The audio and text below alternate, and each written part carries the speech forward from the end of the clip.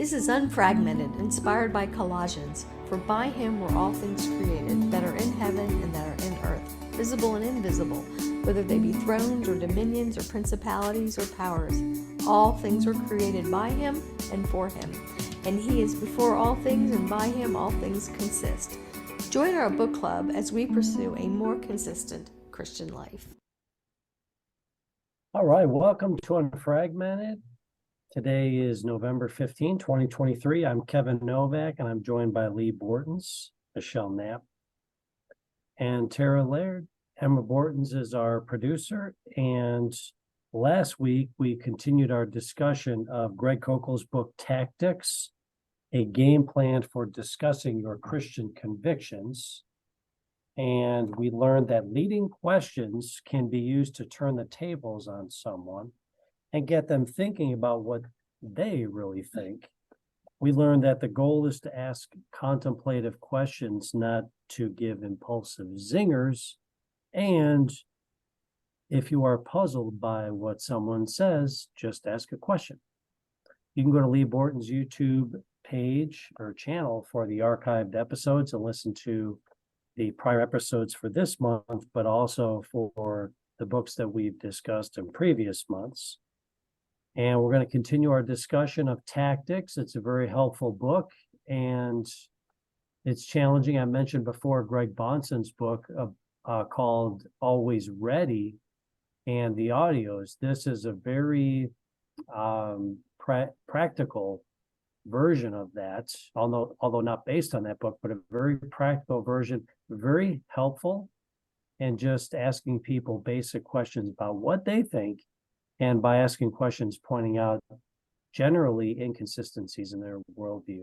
And Michelle, I'm going to call on you first this week and see what you have to say, maybe a passage or a question for us, or both.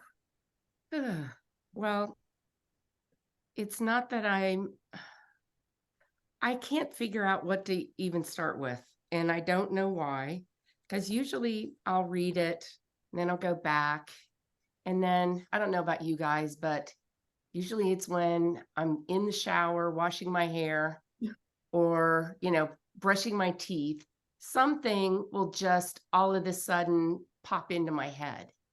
But that just hasn't happened this week. So I've got some blues, and I knew I was going to be up first. I thought, well, let me look around in chapter 10. Maybe we can just start there. Let's see. What's my first blue I had in here? I don't have anything in 10. Let's see. Where do I have it in 11?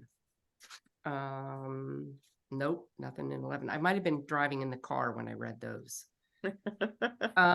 So just while you're thinking that over, chapter 10, we're about roughly through chapter 15, and chapter 10 is titled Suicide, Views That Self-Destruct. And then chapter 11 is, let's see, that is practical suicide. Maybe I can ask you a question, and that would help. Okay. And that is, do you see a theme running through these few chapters that we're covering this week? That is roughly chapters 10, 11, 12, 13. Do you see like an umbrella term that might capture all the themes that are being talked about here? Death, suicide, yeah. An infanticide? Yeah, an infanticide, sibling rivalry. I guess some of the points that he's making, I feel as though there's a haughtiness to them. That was the last thing I thought of this afternoon, where I don't know, it didn't seem like, it seemed like it was, well, of course this is true, you're wrong, I'm right. And to me, a dialogue is not, that's not the point of having a dialogue, is to bring up the point that what they're thinking is right, or what they're thinking is right is wrong. And maybe that could be why I was having some difficulty in asking those, in talking about it. if you don't mind me just interjecting here, what do you mean by haughtiness? Well, I thought haughtiness is that he knows that Christians know, and those that aren't Christians they're just plain out wrong. And I mean, yes, we could say that, we could have that view, but when you're dialoguing with somebody, he started the book off with just putting a pebble in somebody's shoe. But in this section, I feel as though it's like that 1, 2, 3, and you've knocked them out. Like you've succeeded in showing them how wrong they are, instead of that seed planting. Does that make sense? Yeah, Mhm. that's why I thought the book took a different tone from the first 8 chapters. But I was struggling with it more because a lot of his arguments are because of contradiction. A lot of the arguments he's trying to explain and then explain how to use them. And I find that I don't think in contradictory terms very well. And I also thought that was interesting because one of our sayings for our show Unfragmented is we're trying to have a cohesive worldview. And I'm not saying he doesn't have one. I'm saying right now we're going through examples that aren't cohesive.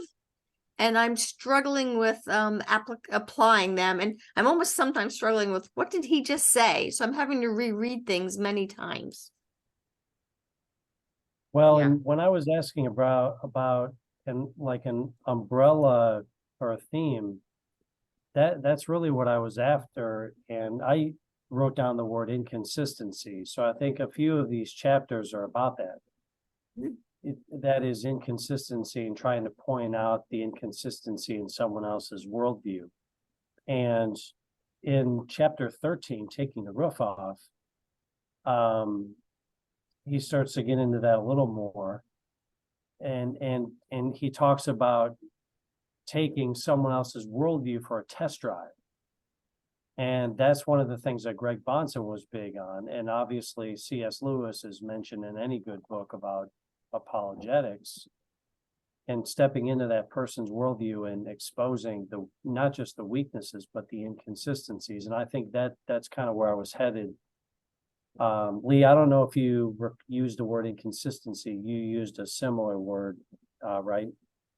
Was it, or did you use the the word contradictory? He's using contradictory. Yeah. But Yeah, and then that would, so yeah, same thing, like stepping into someone else's worldview. And that's just the way I saw these first few chapters. It's okay, they're different chapters, but they're kind of, to me, similar in that regard.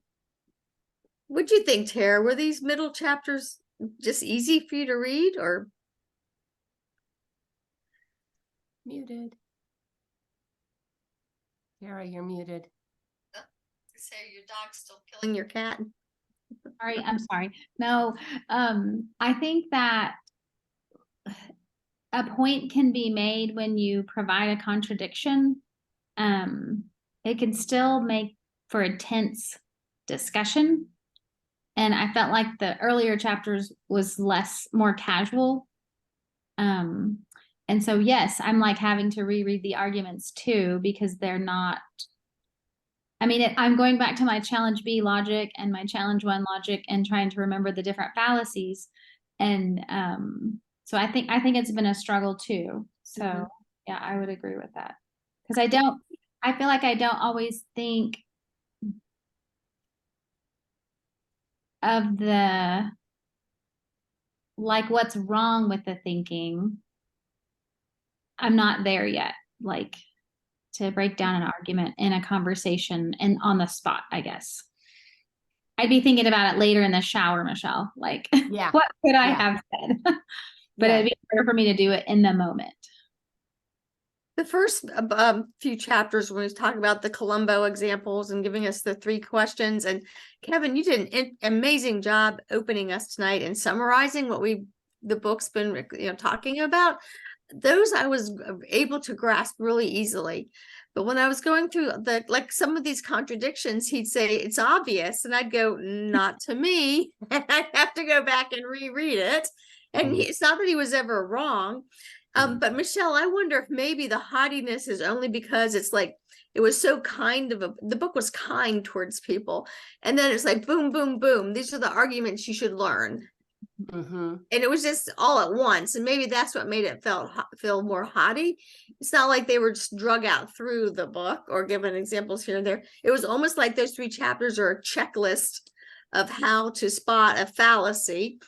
And of course, if it's a fallacy, he's going to say someone's wrong. And so there was a lot of people being wrong in these chapters. Mm-hmm. I also thought I remember reading that these were more advanced tactics. Mm-hmm. So it was assuming that we had kind of mastered Columbo and some of the other ones. That's what I felt like too. Well, and I think that's true, because there was the one, I was listening to it in the car, but there was the one where the gentleman asked about, oh, here it is in chapter 12, is Gandhi in heaven? Mhm. And that took a little more sophistication Mhm. on Greg's part. And that's where, I recognize that I need a little work in this area. And I will say, admittedly, when I first read this book, it was probably a couple of years ago, I was embarrassed for myself that I was not asking the questions, even as a lawyer, the way I should be. I was embarrassed. And I said, wow, that's why this book was very helpful to me. Well, as a But I think lawyer in in your court cases, if they're not supposed to be asking leading questions and the lawyers are supposed to be trying to be clear, they aren't putting a string of contradictions into a single sentence, correct? Am I correct? Did I just do what I said we shouldn't do?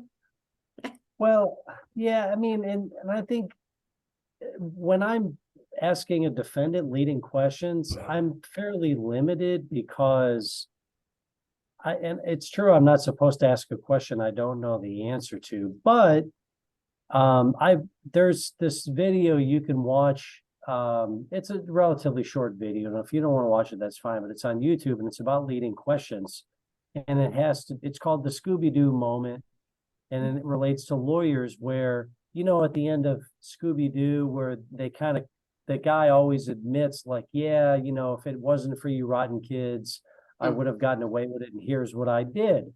Mhm. Well, those moments just don't happen in a courtroom. And so the point is, with my leading questions, I can't go as far as I really would like to. But I think in terms of asking questions of people in conversation and just trying to lead them along to some things and connecting the dots for them, that's where I think I'm lacking. But I've mentioned this before, and I think Tara hit on it before, and that is I think the sophistication isn't necessarily in the questions. I think it's in being able to think 1 or 2 moves ahead. And that's where we're not playing checkers anymore. That's where we're playing chess, where you have to think a couple moves ahead to be able to ask the right questions. And I think that, for me, the book pivoted there when he started talking about, is Gandhi in heaven? Because then it became more sophisticated. So, but I wonder because the book started, I think, with the ambassador model. Is there a way to, even though it sounds like he's becoming more blunt and more direct, is there a way to still do that while being effective and nice? Can we still accomplish that? Well, I really appreciated these chapters in the sense of he really laid out all the various things in a negotiation that somebody will say to trick you, trip you up, maybe dumb, contradictory things. But it was just so much at once, I think was my issue. And so I actually want to go back and reread these and maybe, get 1 or 2 of them under my belt where I begin to recognize it. So it's not like it was bad information. It just was presented too much too fast for me. Mhm. I think too, like, these are things that do confront us. And I think part of his point is, rather than not engaging a person, because that's probably what we would do, is to engage the person, to be ready to engage the person. And that's what I feel like I realized I'm not ready to do Well, I this think, kind of but engagement. Do you think you're ready, Tara, though, for those Columbo questions to say, can you Yes. explain yourself, or why? Yes. What did you mean? Yes, the Columbo, yes, but some of these I was like, oh, that is so good. It makes so much sense. And then some I was like, I had to go back and reread. Mhm. But to be able to just turn it back, he just does it. And maybe he does it so quick because he can script out his example, you know. He did That's true. recommend writing out some scenarios for, he did recommend for us to write down scenarios and practice them. So, I mean, we could try that. That might help, but yeah, I agree. I think they're good because I feel like it gives us tools to go farther with an issue. Where the Columbo might be a little softer. This is a little more direct or more. Well, I think Columbo was to give us that time to think, but maybe he's saying, okay, now that you know how to slow people down and get time to think, here's the next step. Yeah, yeah. Mm-hmm. Kevin, would you mind if I read Is Gandhi in Heaven, that section, just so that and then we can go over it slower? Sure, go ahead. So Greg is saying, when I was in India, Christian apologist Prakash Asudian told me of a conversation he'd had with a Hindu about Gandhi, who was much revered there. Notice how Prakash coupled Columbo with the sibling rivalry tactic. Is Gandhi in heaven? The Hindu asked. Heaven would be a very poor place without Gandhi in it. Well, sir, Prakash answered, you must at least believe in heaven then. And apparently you've done some thinking about what would qualify someone for heaven. Tell me, what kind of people go to heaven? And he said, good people go to heaven. And the guy responds, but this idea of what is a good person is very unclear to me. What is a good? In typical Hindu fashion, he replied, good and bad are relative. There is no clear definition. If that is true, sir, that goodness is relative and can't be defined, how is it you assume Gandhi is good and should be in heaven? And then he explains after the conversation's over, either Gandhi fulfills some external standard of goodness and thus qualifies for heaven, or goodness is relative and therefore a meaningless term when applied to anyone, including Gandhi. Both cannot be true at the same time. So, first, to me, when I read it, I thought, okay, everybody loves to talk about Gandhi, as though if you bring him up, whatever you say with it must be right.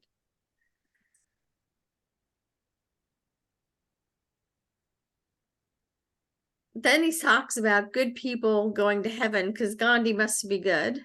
And I loved how Prakash said to him, well, you must at least believe in heaven to have even made that statement. But when he gets this idea of good, Jesus said that to us, right? He said, because somebody asked him about being good, and he said, no one's good but my Father. Yes. Mm-hmm. But if someone's not a Christian and doesn't know Jesus, and you say, well, Gandhi's not good, only the Father in heaven is good, they wouldn't know what you were referring to. Mm-hmm. So everybody thinks that they are good is the issue that I see.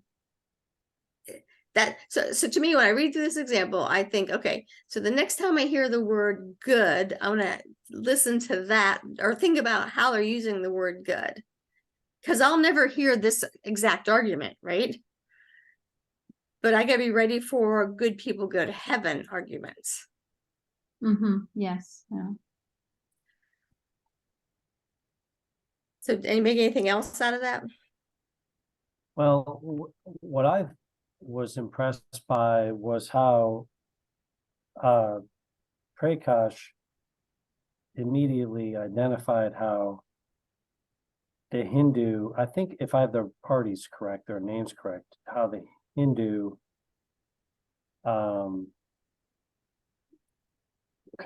conceded that he believed in heaven. And I probably would have overlooked this. So that's a concession that needs to be identified immediately. Like, wait a minute, you're a Hindu, but you believe in heaven. Yeah. And I was impressed by that. So I think Prakash and identifying that right away, wait a minute, I have to point out right away, you're conceding something is heaven. Let's talk about that.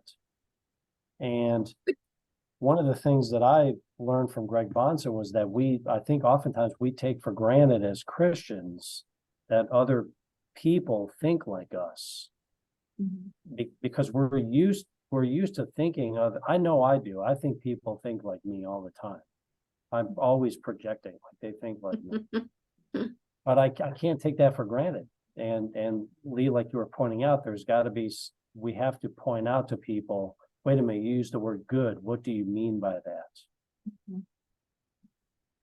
And that's a big thing too. Like in law, one of the things that really helped me was the subjective versus the objective, where the subjective is just kind of what you're thinking in your head, and that dies with you. When you die, that's not binding on other people, but objective is. And we use the term like reasonably prudent person, and that's still fairly like inaccurate, because really it's what would Jesus do. But objective is really what's binding. And that's what Prakash is pointing out here, either there, or at least Greg Koukl, that's what he's referring to, external standard. There's a standard external to ourselves that we're subjected to. And I thought that also was impressive. So there are two parts here to the argumentation. There's the identifying heaven, the concession, and then there's pointing out that there's an external standard to which even relativists believe in, even though they're not going to admit it. So when he said, is Gandhi in heaven? Heaven would be a good place. It's almost like you can still use the Columbo question, which is what he opens up by saying it's Columbo coupled with the Sybil rivalry. So the Columbo question to me would have been to say, well, wait a minute, what's heaven to you? Or what do you mean by heaven? Versus that's not quite how this conversation was scripted. So I think Tara's right. He looks very smart because it's scripted. Versus the Columbo question would have helped me to script my next question. So then the Sybil rivalry tactic, I quite frankly can't tell you what that is. I must have skipped through that chapter too fast. Or do you know what it is? Is it good versus bad? I actually don't I remember. Oh, it's the paragraph before. Hold on. Michelle, do you know what it is? Well, I circled this in pink because I thought this was the definition of sibling rivalry. If a claim cannot be made unless the parent concept on which it depends is true, yet the claim denies the parent concept. Oh, this is infanticide. That's infanticide. So where were you at, Lee? Of the Gandhi in heaven. The sibling rivalry, is that what you're referring to, Lee? That's chapter 12. Yeah, well, And Gandhi's an example of the Sybil rivalry, but I missed that somehow. So what is sibling rivalry? so it has to do with, he says the complaints. So we might hear a pair of objections voiced by the same person, but the complaints are logically inconsistent with each other. They're like children fighting between themselves, siblings and rivalry. That's on the bottom of page 165. And then the next page, he goes on to talk about that story. Right. So the sibling rivalry that's talked about in Is Gandhi in Heaven is this idea of good and bad being relative. The two things he's saying is that you can't, let's see. Oh yeah, that good and bad are relative. So how would you ever know Gandhi's state if they're relative? Okay. So that's the contradiction. And on page 168, I think he gives an example where I think we can understand a little better. So there's this, there's a waitress that objects to the problem of evil. And Greg writes, I want you to notice something about the problem of evil. The entire objection hinges on the observation that evil exists out there as an objective feature of the universe. That is a serious problem for relativists, though. So if they're objecting to evil, but yet they're relativists, those are two competing observations. So I think that's what he's referring to. All right, so let me restate what you're saying then, make sure I get it. That how can you be concerned that there's evil when you're a relativist and you can't define evil anyway? Yeah, and you know what? It's good here that he uses the example of evil, because we're used to talking about good when we talk about moral relativism, don't you think? Because we talk about, oh, if I want to do this, or I want to do that, or I want to be homosexual, or if I want to be a female, that we're used to talking about the good side of the coin, not necessarily the evil side of it. I can't say that I've thought about that contradiction before. Well, I even wonder too if his sibling rivalry is Gandhi and heaven. Because if Gandhi, like, just believing based on their and his, message, that they don't go together logically anyway. Because Gandhi wouldn't have believed in heaven, or the Hindu would. I don't think Gandhi would have, Mhm. or the Hindu, right? Am I wrong? Well, he was Hindu. Mhm. I see. And I think he did say earlier in the book that Hindus don't believe in heaven. So it is sort of a sibling. I think you've got a good point that there is a sibling rivalry, because Gandhi wouldn't have believed in heaven because Hindus believe in reincarnation. Right.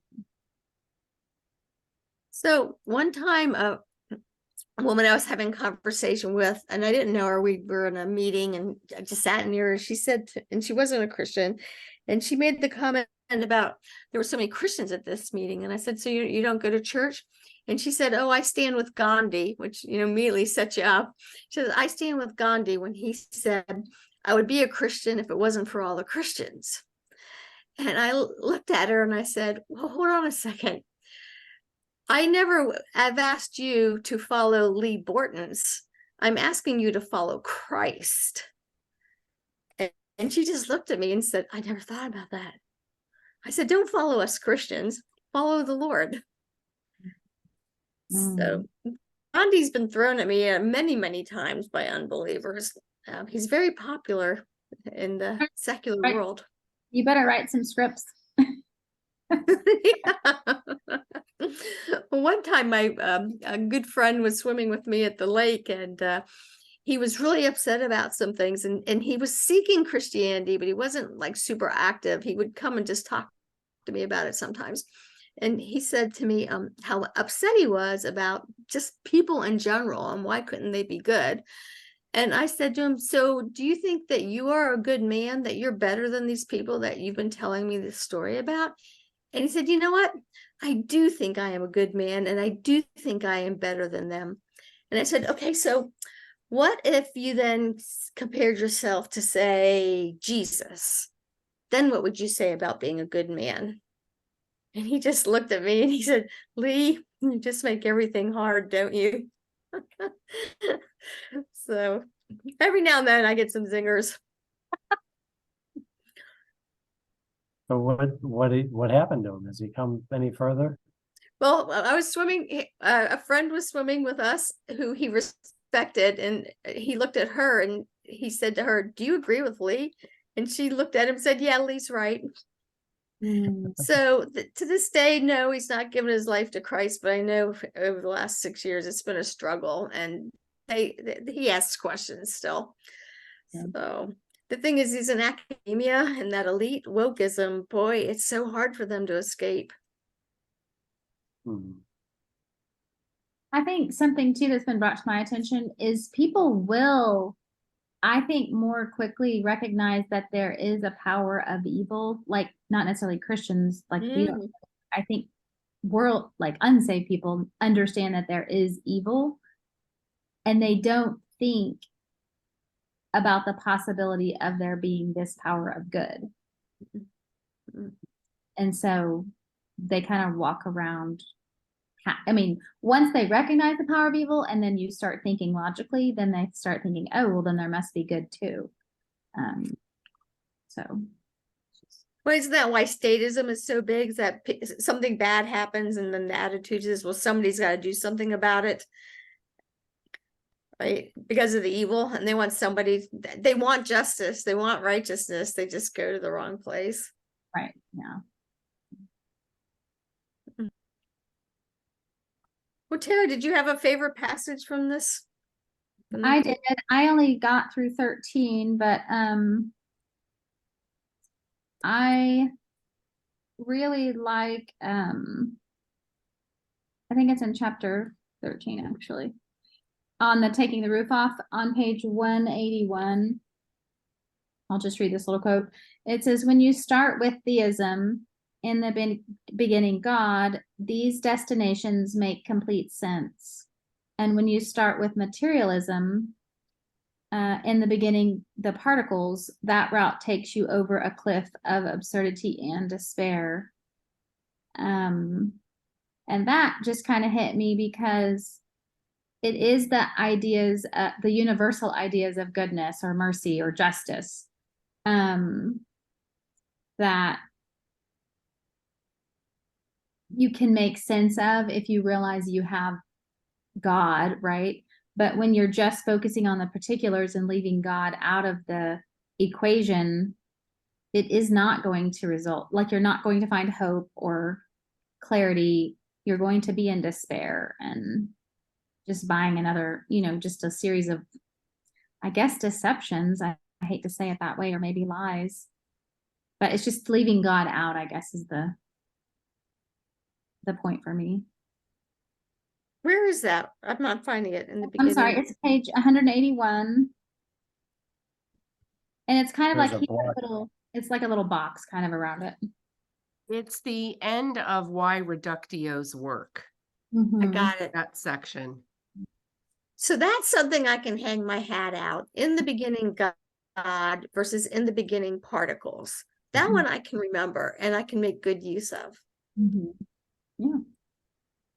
Yeah, and Lee, I think you have read Philip R. Johnson before. Is that his name? Well, Yes, he uh-huh. uses similar language. Maybe he was using that quote here, but he says something very similar in the beginning with the particles.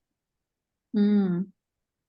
Well, and then I think you were talking about that too earlier whenever we said you have to have the parent-child relationship. Oh, that was the infanticide.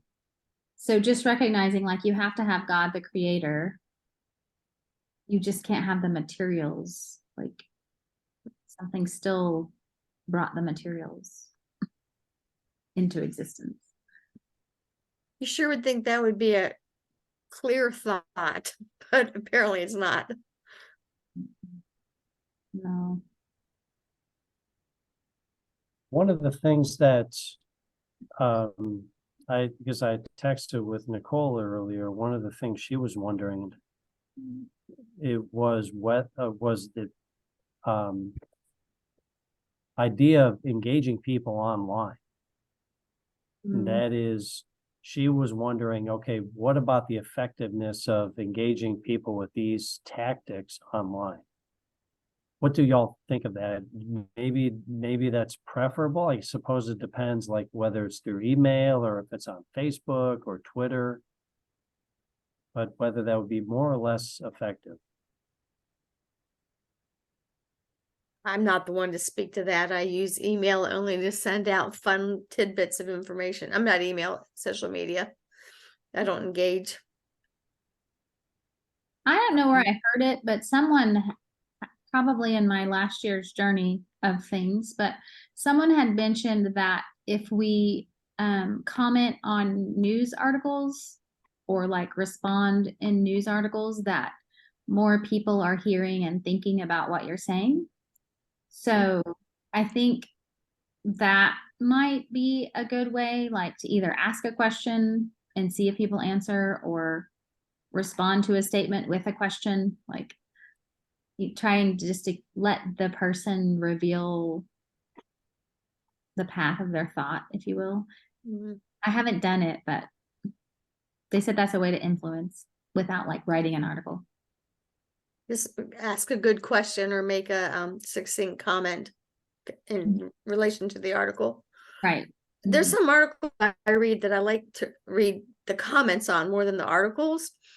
It's always very interesting to me that it's almost half and half. People saying really inane things where they're just trying to, I don't know, they're just bored. I don't know why people would do what they do. And then the other half, I think, are really intelligent responses. And sometimes I wonder why people bother reading any of the articles and why they don't just go to the responses. But here's my problem. I know why I don't ever write the comments is I don't subscribe, and you can't write the comments if you don't actually subscribe. So all I can do is read them. Mhm. Yeah, I'm not on social media. I was years ago, but now I'll email people. And I gotta say, like, that actually might be, I mean, email is pretty close to writing letters to people, except obviously it gets to them faster. So I think it's close to being comparable in writing a letter to someone. At least being able to elaborate on your thoughts. So I think that can be helpful, but I don't know. It's rare that I use email for personal reasons. Pretty much what I do is just work or education related. But maybe people use email more personally than I do, and in that regard, it might be helpful to be able to engage people in a long format rather than on social media or just through text messaging. Well, you're familiar with how Ray Moore uses the emails in long format to try to get his point across. Mhm. Yeah, I don't know, Tara, you worked with us with the legislators in your area. What was helpful? Was it more face to face or email or writing letters? What did you find? I think face to face and some letters, but they like face to face. I mean, you get more engagement, I suppose. Well, I know that like if they're inundated with letters, they have somebody on staff keeping tallies kind of for, against, neutral, but they don't read all the letters they get. They did say they liked handwritten letters. Mhm. Oh, okay. That sounds like more work for me. I should write a letter every night to somebody. To somebody, right? Dear God, no. Michelle, what do you have an opinion on that? I think that social media is the demise of decent culture, personally speaking. And I can see why when you just said that about the legislators preferring handwritten, to them, that is an indication that it's not a copy and paste Mhm. situation. Yeah. That's what that was one of their marks, is that they can tell that somebody really cared about an issue to sit down and handwrite it. So they'll answer them back. Mm-hmm. Well, and a letter gives you the chance to be thoughtful like Greg is and to try to figure out what you're really responding to or actually asking. I find it interesting, guys, that here we're all talking about we're not really big on social media, and yet Michelle is so good at saying subscribe.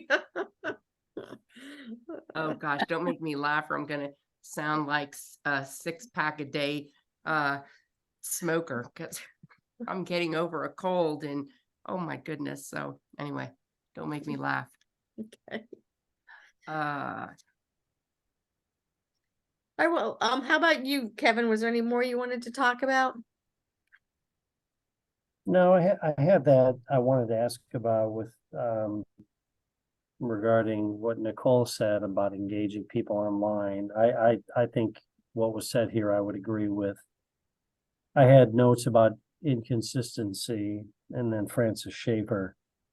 And I do think that, you know, the way around some of the more direct conversation can be just as, and I can't believe I'm about to say this because this is one of my giant pet peeves. And I've always disliked it when people say, it's not what you say, it's how you say it. I don't generally agree with it, but I think that could matter here in terms of pivoting into a more direct conversation with people. That is, if you can soften it and use the right expressions and just be nice about it, I think that could work. But at the same time, you know, when Greg is talking about dealing with more sophisticated people, I think those people are used to a little more direct dialogue. So maybe, just maybe, some of his examples are full of people who are used to more direct dialogue or public debate, so they're more okay with it, versus like a waitress at a restaurant who might not be used to you just asking her bluntly, you know, do you think that that's consistent with your worldview, things like that. So, but I do think a lot of it is how you approach it and your demeanor and I guess tone, and still using a direct method of attack, but still trying to be effective in a nice way. There are people, it just comes to mind, there are people who really are sincerely interested in talking about these things, and they don't want to win or lose. They just want to talk about them. I'm reminded of a taxi driver one time who picked me up. And when I got in the car, I'm always very friendly to taxi drivers. They're the most informative people I've ever in my life met. And so I engaged him, and then he said, "Would you like to talk about things of faith with me?" And I said, "Sure, I'd love to do that." And he said, "Well, I'm a Muslim and I really like talking to Christians about Jesus." And I said, "Okay, what do you want to talk about Jesus?" And he said, "I think he's a prophet and you think he's all God and all man. Could we discuss that for a while?" And so that's what we talked about for the next, it was a short drive, only 12 minutes. And it was a really fun conversation. We laughed so hard together. And as I was leaving, he said to me, "Thank you. I ask every passenger that question. And in 6 years, you're the first person to say yes." And the question was, will you talk to me, right? About things of faith. And I thought, wow, all those people in his car all these years missed all those opportunities.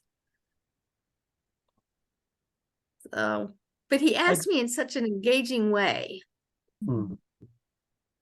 And I think that's he what, probably, oh, go ahead. oh, go ahead. Well, I was just saying, like, I think that's what Greg is trying to get us to do, is to keep the conversation going. He's trying to give us skills to keep the conversation going. I think so many times we just shut down whenever it's contrary to what we believe. Mm-hmm. The Those thing why that missed worked so well opportunities. is neither of us wanted to win. We just wanted to engage each other. Mhm. I think there are more people out there that are okay with discussing it than we might think. Mhm. And I've learned that just being here in Fort Worth, where it's still a red county, and that I'm not equating Republicans with Christians. I'm just talking in terms of generalizations. It's the biggest red county in the country, and people here are Texas is in the South. Texas is different, but there's still some fairly nice people here. I think I'm fairly nice, and people are open to talking about it, to talking about Jesus. But I think for years, and I know I've seen this in bridging like different generations and seeing a transition of our culture, mainly through like the Barack Obama years. But I think that we've been beat up for years in being suffocated with the idea that we're not allowed to talk about these things. And maybe that's one of the first barriers we need to get rid of, is that barrier. Like, no, it's okay to talk about that. And there are more people out here that want to talk about Jesus than we might think, or at least faith issues, kind of like the general conversation that you had with the taxi driver, Lee.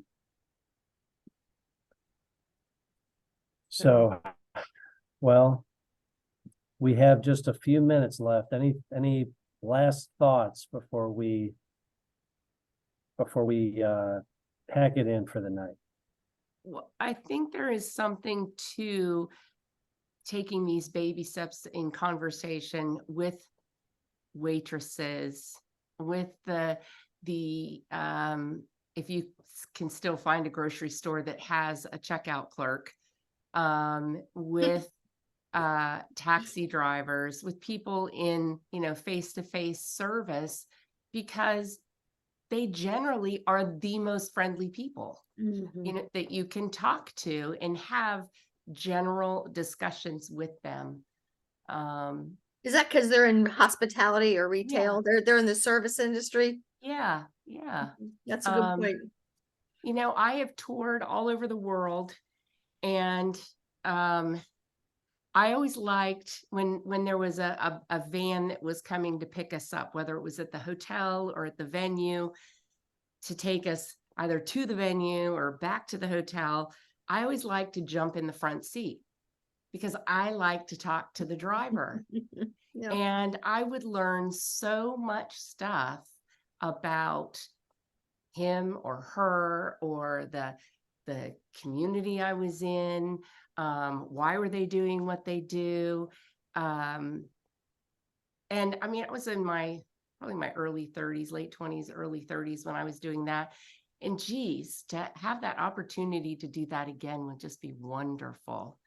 Except that I wouldn't want to sleep on a bus anymore, and I wouldn't want to be sleeping Were in you hotels. like in a rock band or something? Like, I was a roadie. Yeah, I was seamstress for the band. So, if you want to put What it, band? oh gosh, you guys, off know. camera. Okay. Oh gosh. Is that a past life? Yeah, that's a past Oh. life. That's pre-kids. People would say, "Oh, how many kids do you have?" Do you really think I'd be here if I had kids? So I had my retirement up till I was 43. Hmm. And now, I'm all about the kids and all of that stuff. So, friends my age, they're retired and they've got grandbabies, and I have 2 teenagers.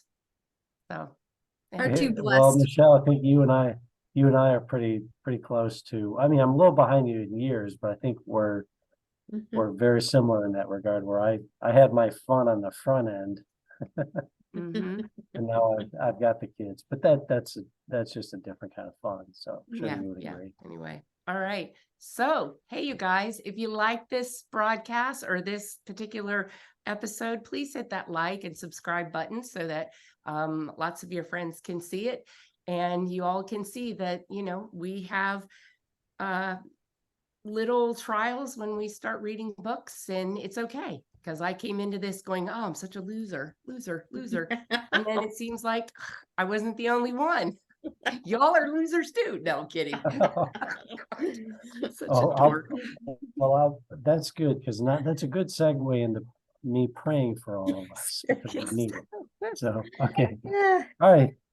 Heavenly Father, we know that you love us, and we love you because you've given us the ability to do that. We praise you. We give you all the glory for all these wonderful conversations we have with each other, and then with people out in the public.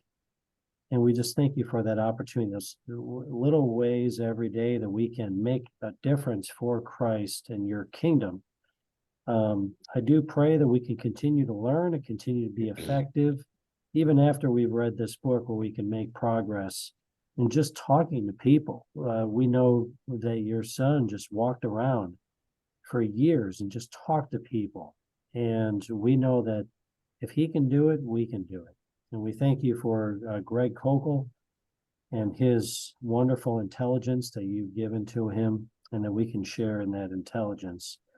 I do pray specifically for the hostages in the Middle East taken by Hamas. Lord, I pray for them that they can be eventually released unharmed and alive.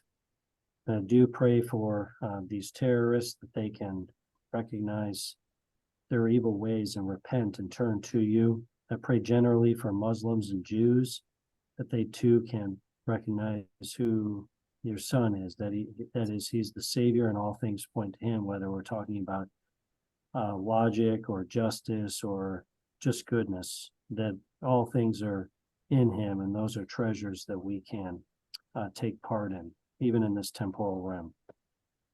I pray all these things in Jesus' name. Amen. Amen. Thank you, Kevin. Thank you, everybody. Okay, Thank goodbye, Right, you. everyone. I won't see you next week and Emma won't. So you got that under control for Thanksgiving? Oh, I thought we were off that week. Okay, good. I'll see you all in 2 weeks. Yep. Okay. Happy Thanksgiving, Thanksgiving. everybody. All right, Bye. you too. Goodbye now.